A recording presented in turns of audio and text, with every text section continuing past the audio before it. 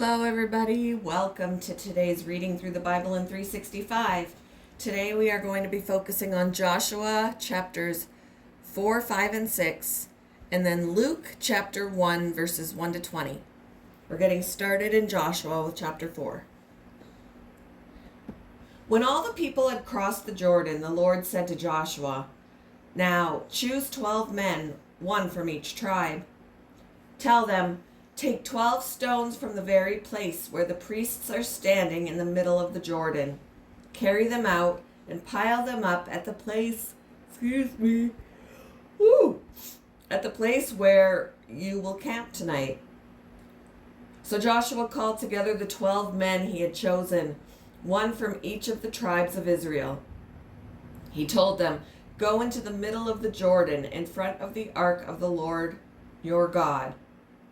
Each of you must pick up one stone and carry it out on your shoulder, 12 stones in all, one for each of the 12 tribes of Israel. We will use these stones to build a memorial. In the future, your children will ask you, 'What do these stones mean?' Then you can tell them, 'They remind us that the Jordan River stopped flowing when the Ark of the Lord's covenant went across. These stones will stand as a memorial among the people of Israel forever.' So the men did as Joshua had commanded them. They took 12 stones from the middle of the Jordan River, one for each tribe, just as the Lord had told Joshua. They carried them to the place where they camped for the night and constructed the memorial there. Joshua also set up another pile of 12 stones in the middle of the Jordan at the place where the priests who carried the Ark of the Covenant were standing. And they are there to this day. The priests who were carrying the Ark stood in the middle of the river until all of the Lord's commands that Moses had given to Joshua were carried out. Meanwhile, the people hurried across the riverbed. And when everyone was safely on the other side, the priests crossed over with the Ark of the Lord as the people watched. The armed warriors from the tribes of Reuben, Gad, and the half-tribe of Manasseh led the Israelites across the Jordan, just as Moses had directed. These armed men, about 40,000 strong, were ready for battle, and the Lord was with them as they crossed over to the plains of Jericho. That day, the Lord made Joshua a great leader in the eyes of all the Israelites, and for the rest of his life, they revered him as much as they revered Moses. The Lord had said to Joshua, "Command the priests carrying the Ark of the Covenant to come up out of the riverbed." So Joshua gave the command. As soon as the priests carrying the Ark of the Lord's Covenant came up out of the riverbed and their feet were on high ground, the water of the Jordan returned and overflowed its banks as before. The people crossed the Jordan on the 10th day of the first month. Then they camped at Gilgal, just east of Jericho. It was there at Gilgal that Joshua piled up the 12 stones taken from the Jordan River. Then Joshua said to the Israelites, "In the future, your children will ask, 'What do these stones mean?' Then you can tell them, 'This is where the Israelites crossed the Jordan on dry ground.' For the Lord your God dried up the river right before your eyes, and he kept it dry until you were all across, just as he did at the Red Sea when he dried it up until we had all crossed over. He did this so all the nations of the earth might know that the Lord's hand is powerful, and so you might fear the Lord your God forever." Chapter 5. When all the Amorite kings west of the Jordan and all the Canaanite kings who lived along the Mediterranean coast heard how the Lord had dried up the Jordan River so the people of Israel could cross, they lost heart and were paralyzed with fear because of them. At that time the Lord told Joshua, "Make flint knives and circumcise the second generation of Israelites." So Joshua made flint knives and circumcised the entire male population of Israel at Gabith Haarathloth. Whoa. Joshua had to circumcise them because all the men who were old enough to fight in battle then, no.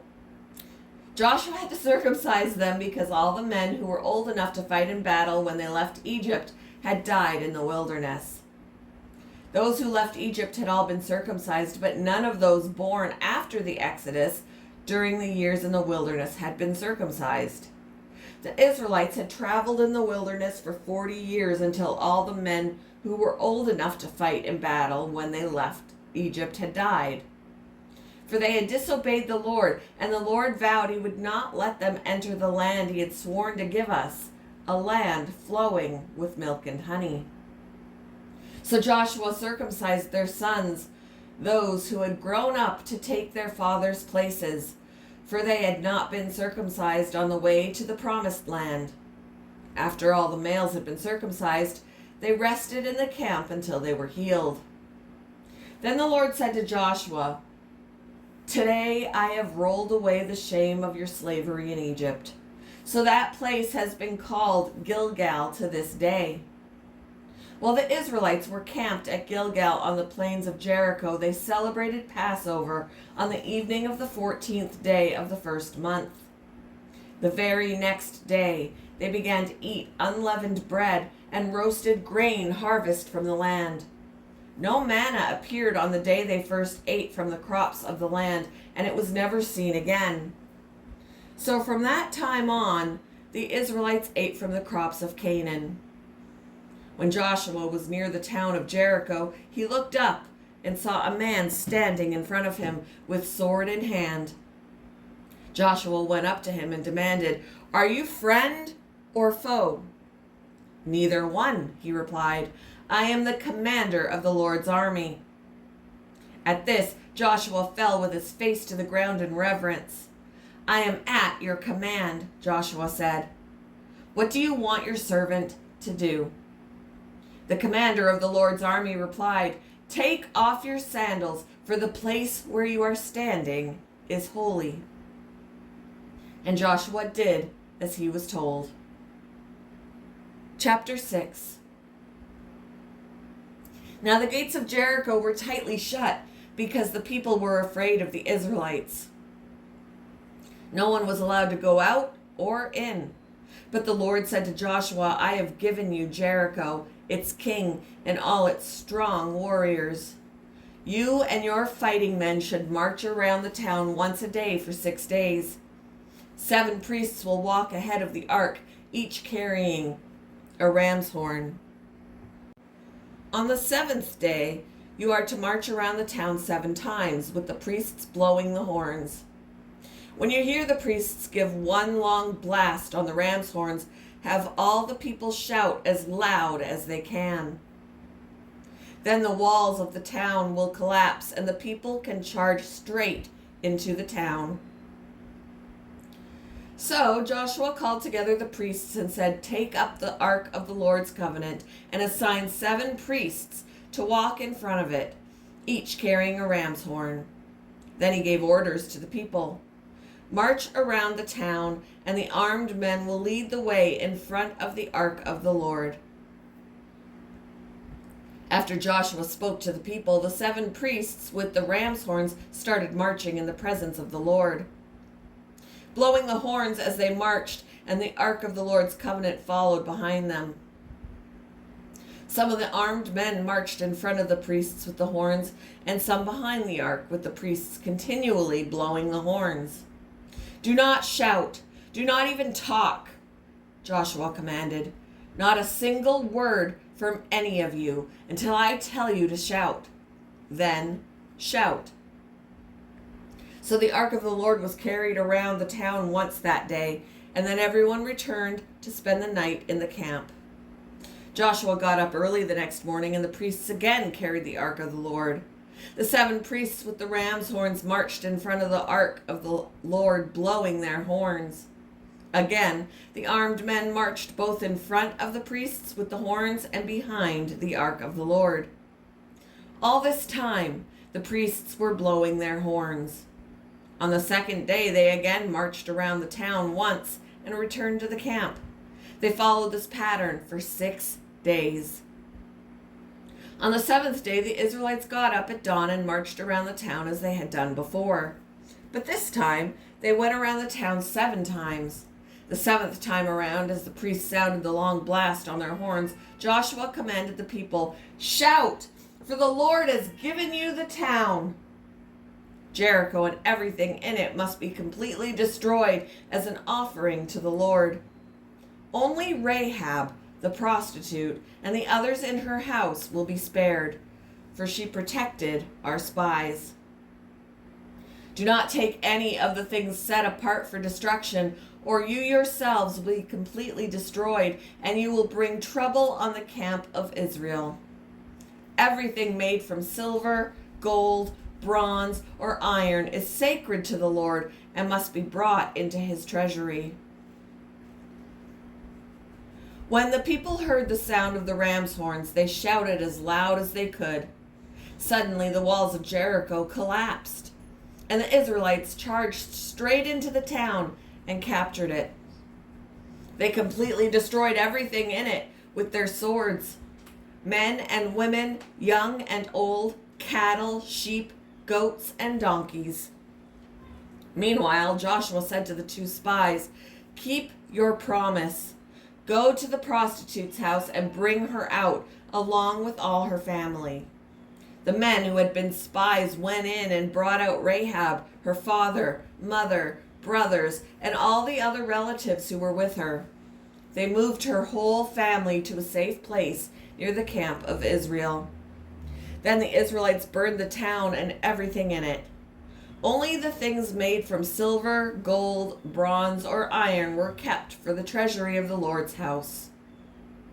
So Joshua spared Rahab, the prostitute, and her relatives who were with her in the house, because she had hidden the spies Joshua sent to Jericho.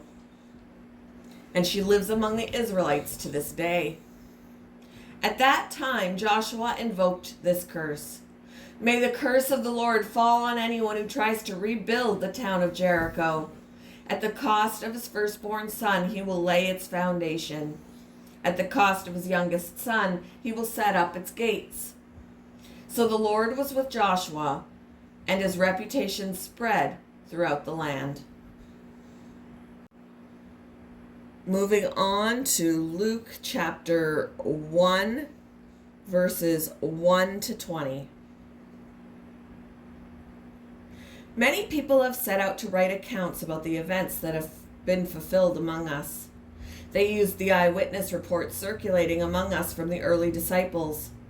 Having carefully investigated everything from the beginning, I also have decided to write an accurate account for you, most honorable Theophilus, so you can be certain of the truth of everything you were taught.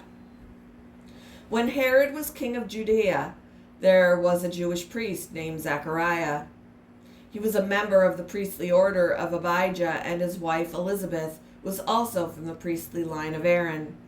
Zechariah and Elizabeth were righteous in God's eyes, careful to obey all of the Lord's commandments and regulations. They had no children because Elizabeth was unable to conceive, and they were both very old. One day Zechariah was serving God in the temple, for his order was on duty that week. As was the custom of the priests, he was chosen by lot to enter the sanctuary of the Lord and burn incense. While the incense was being burned, a great crowd stood outside praying. While Zechariah was in the sanctuary, an angel of the Lord appeared to him, standing to the right of the incense altar. Zechariah was shaken and overwhelmed with fear when he saw him. But the angel said, "Don't be afraid, Zechariah. God has heard your prayer. Your wife Elizabeth will give you a son, and you are to name him John. You will have great joy and gladness, and many will rejoice at his birth. For he will be great in the eyes of the Lord. He must never touch wine or other alcoholic drinks. He will be filled with the Holy Spirit even before his birth. And he will turn many Israelites to the Lord their God. He will be a man with the spirit and power of Elijah. He will prepare the people for the coming of the Lord. He will turn the hearts of the fathers to their children, and he will cause those who are rebellious to accept the wisdom of the godly. Zechariah said to the angel, "How can I be sure this will happen? I'm an old man now, and my wife is also well along in years." Then the angel said, "I am Gabriel. I stand in the very presence of God. It was he who sent me to bring you this good news. But now, since you didn't believe what I said, you will be silent and unable to speak until the child is born. For my words will certainly be fulfilled at the proper time."